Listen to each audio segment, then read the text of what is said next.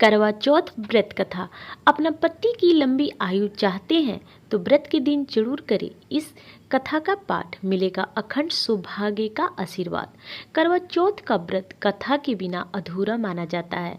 आप भी 20 अक्टूबर को करवा चौथ व्रत कर रही हैं तो इस कथा का पाठ जरूर करें। पति की लंबी आयु के लिए ये व्रत बहुत महत्वपूर्ण है। पति की लंबी आयु के लिए सुहागिन महिलाएं करवा चौथ का व्रत 20 अक्टूबर 2024 को करेंगी। यह व्रत अखंड सौभाग्य का प्रतीक है। इसके प्रताप से सुहाग को लंबी आयु का वरदान मिलता है।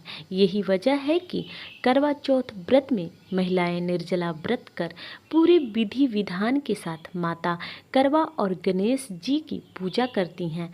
फिर रात में चंद्रमा को अर्घ्य देने के बाद ही अन्न जल ग्रहण करती हैं।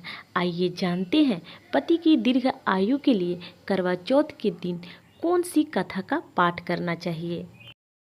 पहला, करवा चौथ व्रत कथा। पौराणिक कथा के अनुसार एक गांव में तुंगभद्रा नदी के पास करवा देवी अपने पति के साथ रहती थी।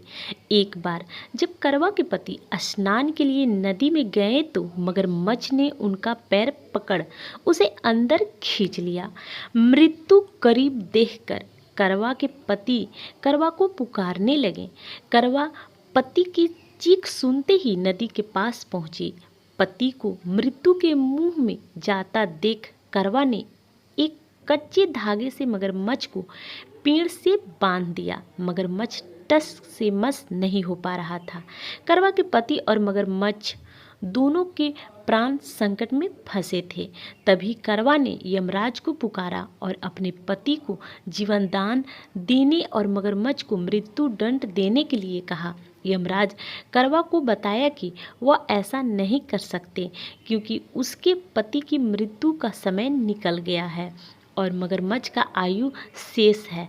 यमदेव के ऐसे वचन सुनकर करवा क्रोधित हो गई और यमराज को श्राप देने की चेतावनी दे डाली। करवा के पतिव्रता धर्म को देख प्रसन्न हुए। उन्होंने करवा के पति के प्राण बचा लिए और उन्हें जीवनदान दिया। वहीं मगरमच्छ मृत्यु को प्राप्त हुआ। मान्यता है कि यह घटना कार्तिक माह के कृष्ण पक्ष की चतुर्थी तिथि के दिन हुई थी।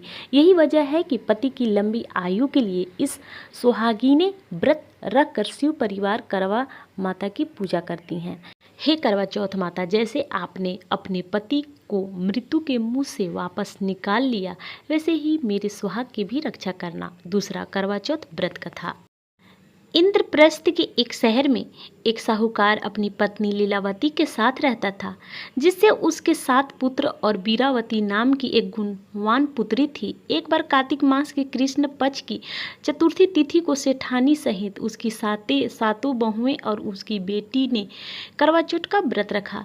रात्रि के समय जब साहूकार के सभी लड़के भोजन करने बैठे तो उन्होंने अपनी बहन से भी भोजन कर लेने को कहा। इस पर बहन ने कहा, भाई अभी चांद नहीं निकला है, चांद के निकलने पर उसे अर्घ्य देकर ही मैं आज भोजन करूंगी। साहूकार के बेटे अपनी बहन से बहुत प्रेम करते थे। उन्हें अपनी बहन का भूख से व्याकुल चेहरा देख बेहद दुख हुआ। साहूकार के बेटे नगर के बाहर चले गए और वहां एक पेड़ पर चढ़कर अग्नि जला दी। घर वापस आकर उन्होंने अपनी बहन से कहा कि देखो बहन, चांद निकल आया, अब तुम उन्हें अर्घ्य देकर भोजन ग्रहण करो। साहूकार की बेटी ने अपनी भाभियों से कहा, देखो चांद निकल आया है, तुम लोग भी अर्घ्य देकर भोजन कर लो। ननद की बात सुनकर भाभियों ने कहा, बहन अभी चांद नहीं निकला है, तुम्हारे भाई धोखे से अग्नि जलाकर उसके प्रकाश को चांद के रूप में तुम्हें दिखा रहे हैं।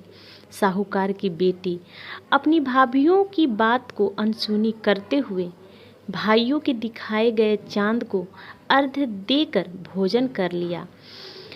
वीरावती ने जब भोजन करना प्रारंभ किया तो उसे अशुभ संकेत मिलने लगे। पहले कौर में उसे बाल मिला, दूसरे में उसे छींक आई और तीसरे कौर में उसे अपने ससुराल वालों से निमंत्रण मिला। पहली बार अपने ससुराल पहुंचने के बाद उसने अपने पति के मृत शरीर को पाया। वीरावती अपने पति को मृत देखकर विलाप करने लगी। करवा चौथ के व्रत के दौरान अपनी किसी भूल के लिए खुद को दोषी ठहराने लगी। उसका विलाप सुनकर देवी इंद्राणी, जो कि इंद्र देवता की पत्नी है, वीरावती को सांत्वना देने के लिए पहुंची। देवी इंद्राणी ने वीरावती को करवा चौथ के व्रत के साथ साथ पूरे साल में हर माह की चौथ को व्रत करने की सलाह दी और उसे आश्रित किया कि ऐसा करने से उसका पति जीवित लौट आएगा। इसके बाद वीरावती सभी धार्मिक कृत्यों और मासिक उपवास को पूरी विश्वास के साथ करती रही। अंत में उन सभी व्रतों से मिले पुण्य के कारण वीरावती को उसका पति पुनः जीवित प्राप्त हो गया। दोस्तों, मेरी वीडियो आप सभी को पसंद आ रही हो तो प्लीज़ मेरे चैनल को लाइक करें, सब्सक्राइब करें और कमेंट बॉक्स में करवा चौथ माता की जय जरूर टाइप करें। धन्यवाद।